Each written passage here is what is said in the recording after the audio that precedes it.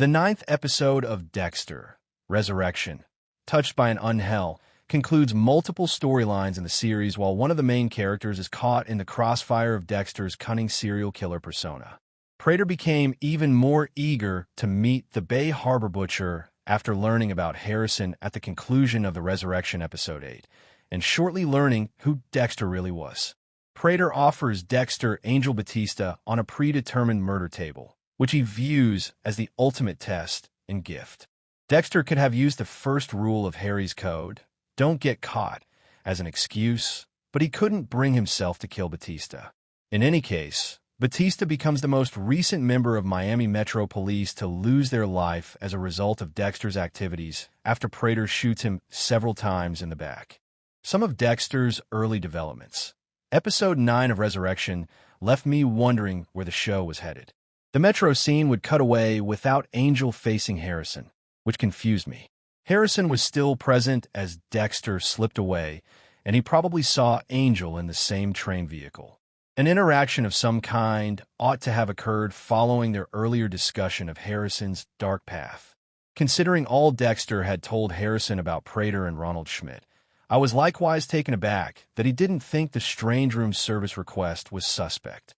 I recognized that Harrison was merely doing as his hotel manager instructed, but it seemed like a clumsy choice from a creative and character perspective. Harrison got out of the jam a little too easily, but Uma Thurman does a great job as the icy Charley in that sequence. A better scenario, in my opinion, may have involved Charley taking Elsa hostage in order to obtain the information she required about Dexter.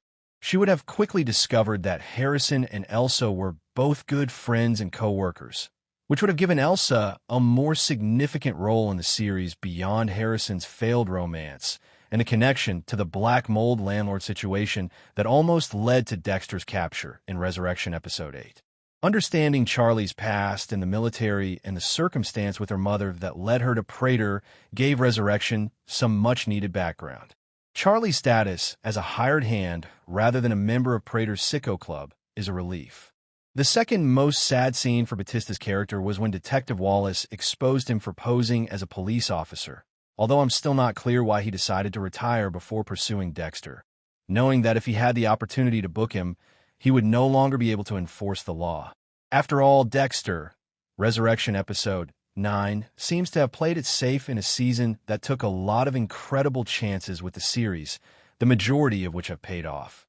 It was quite interesting to watch Dexter eliminate Prater's serial killer club one by one, but after they were gone, it seemed like there wasn't much more the show could do to build to the dramatic conclusion.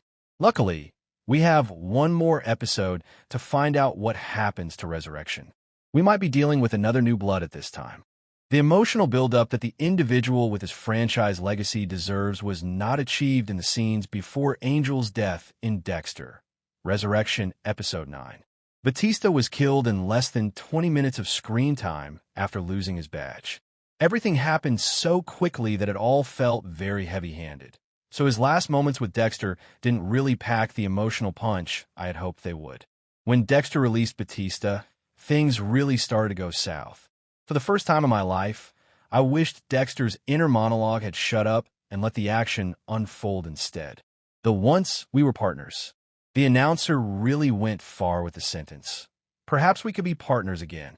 Additionally, Batista was incredibly one-dimensional in his last scene, repeating his season-long rhetoric about getting revenge on Dokes and Maria. He had a genuine chance to address Dexter directly about violating his friendship and trust, and he might have said a last sentence that would have permanently altered Dexter's course. Unfortunately, the Batista killing scene lacked a build-up or showdown and was hurried and anticlimactic. A sobbing Dexter and an outro of Mad World are all that remain after all of this.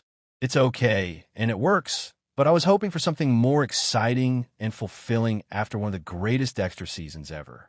Dexter will probably kill Prater in the end, and if Dexter, Resurrection Season 2 doesn't get unrenewed like Original Sin, maybe Batista's passing may motivate Quinn to pursue Dex. I hope you enjoyed these theories. I'll post more soon. Thanks for viewing. Watch out for the next shocking surprise.